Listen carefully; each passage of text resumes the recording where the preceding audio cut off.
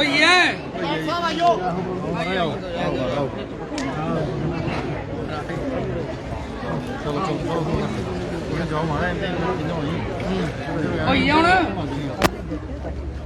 गोटे और लाई जाने नानी नहीं सुटो सारा यार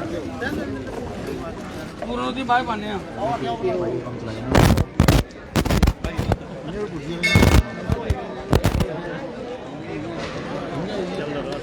गोटे नहीं आएंगे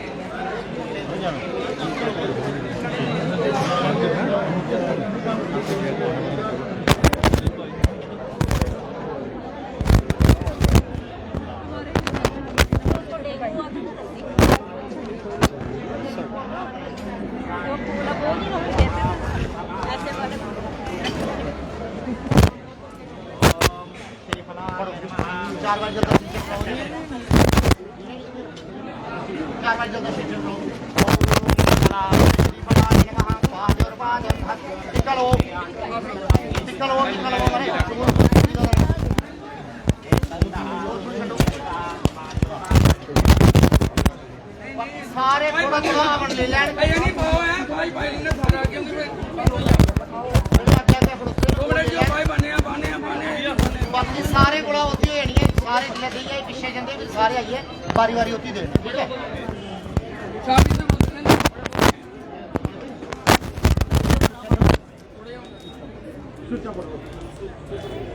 चलो अब लाओ दे विच आप देख रहे हैं जेके चैनल और मैं हूं महेंद्र जीत सिंह। गोपाल अष्टमी का यज्ञ जो है गौशाला में इस समय होता हुआ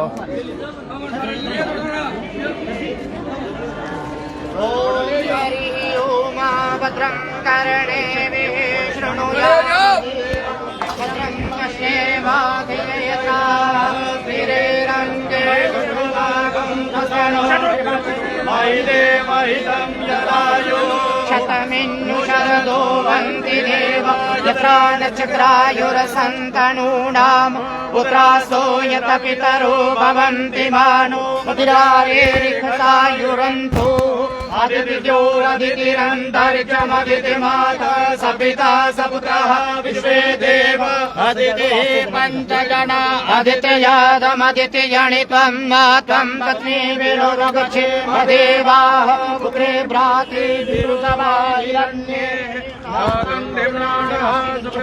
लोके तृतीये दृष्टे अधिरोचने दिवः आयुषं वर्षभगोराय स्मोघमोद्भिदं इदगुं हिरण्यं वचसेन्द्राय विशदादुमाम्बोषामामूर्धानं दिवो आरतिं पृथिव्या वेश्वानरमृताय तमग्निं कविगुं सम्राजमतिथिं जनानां आसन्ना पात्रं जनयन्तु देवाय स्वाहा। राम करने कितने पड़ गए जो ये सुने ये नहीं पड़ गया करो सारे पड़ गए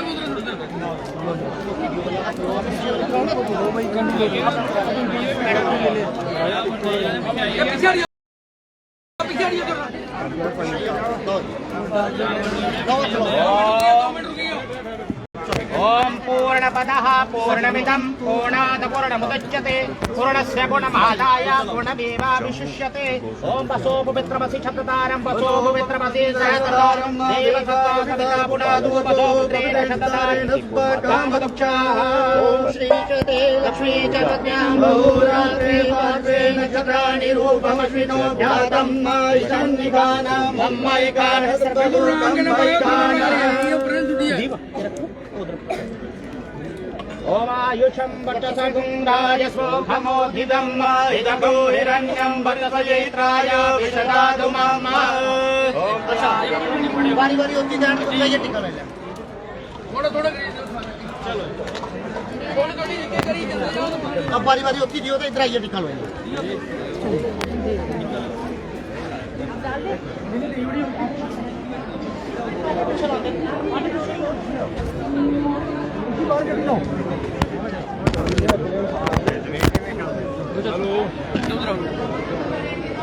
बड़े हुए ना उधर बैठो दे दो रघु किथे रघु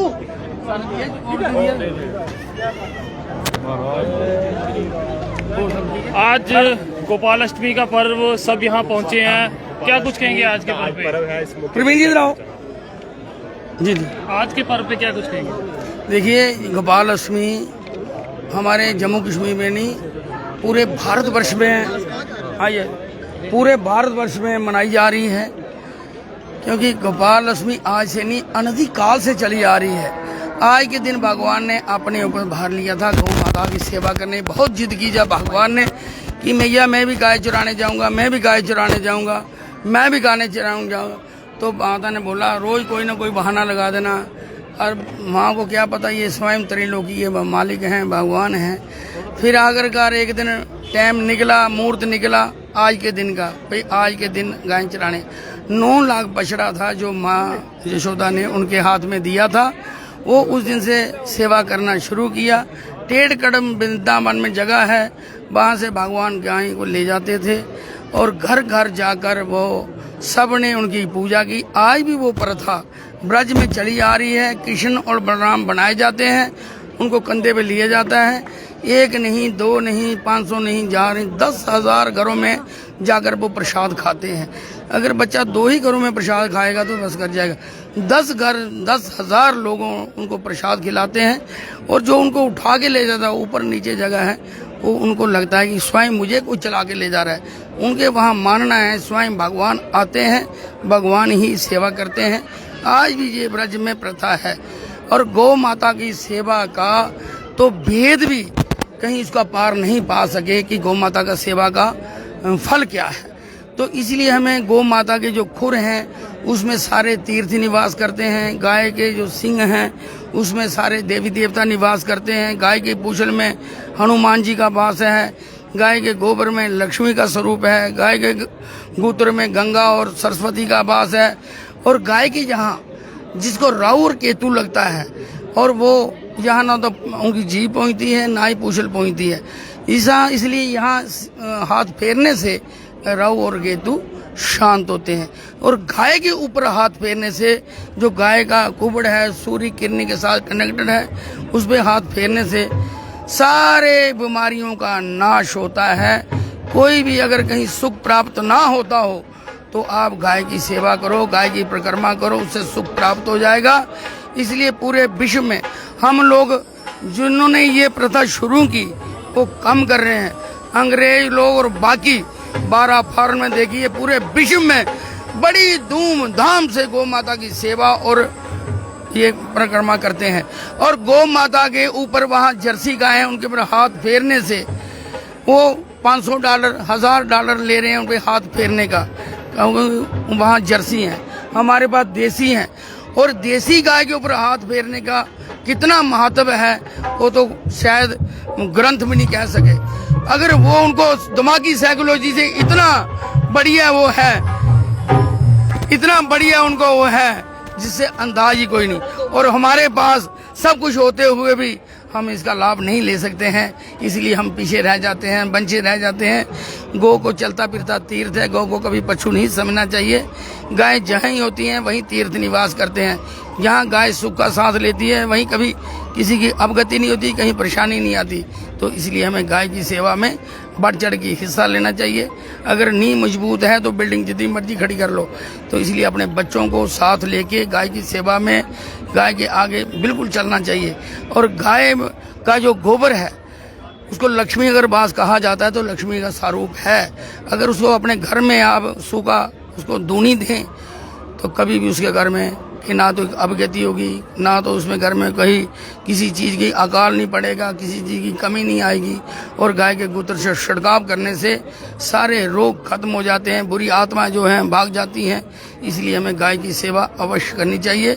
गौ माता की सेवा से ही सारे तीर्थ प्रसन्न होते हैं, गौ माता की ही सेवा से सारे देवी देवता प्रसन्न, और गौ माता से ही हमारे पितर गोलोक धाम जाते हैं, उसी से हमें सब चीज़ की प्राप्ति होती है। इसलिए गौ की सेवा अवश्य करनी है। और मैं आपके माध्यम से एक और बात कहूँगा, जो कल गुजरात में हादसा हुआ है, जो लोग वहाँ शरीर छोड़ चुके हैं उनके लिए भी हम गौ माता के आगे प्रार्थना करेंगे, उनको भी गोलोक धाम मिले, उनकी भी गति हो, उनको भी किसी उनका जो परिवार है उन्हें भगवान शक्ति दे, सहन शक्ति दे, यही हम प्रार्थना करते हैं सबके आगे। हमारा विश्व पूरा समर्थ में वो सब खुशी रहे, हर आदमी एक दूसरे से भाईचारा और प्रेम बनाई रखे, इसी से सारी चीज़ें प्राप्ति हो सकती है। अगर हम एक दूसरे में दोष देखते रहेंगे हम आगे नहीं जा सकते। आगे देखना, आपने हाथी जाता है तो पीछे हजारों कुत्ते उसको भौंकते हैं, हाथी को पता नहीं वो चला जाता है और कुत्ते भौंक भौंक के अपना गला खराब कर लेते हैं, हाथी को समझ। इसलिए हमें निकलना है, किसी उलझन में नहीं फंसना है। जब हम उलझन में फंस जाएंगे हमारे कार्य नहीं होंगे, इसलिए हमें आगे निकलते रहना चाहिए, तो तभी हम सफल हो सकते हैं। जय गौ माता। अभी जी आप भी यहाँ पहुँचे हैं, क्या कुछ कहेंगे आज के पर्व पे? कहना चाहेंगे गोपाल अष्टमी के मौके? मैं यही कहना चाहूँगा कि सनातन धर्म को बढ़ावा देने के लिए गौ माता की पूजा बहुत जरूरी है।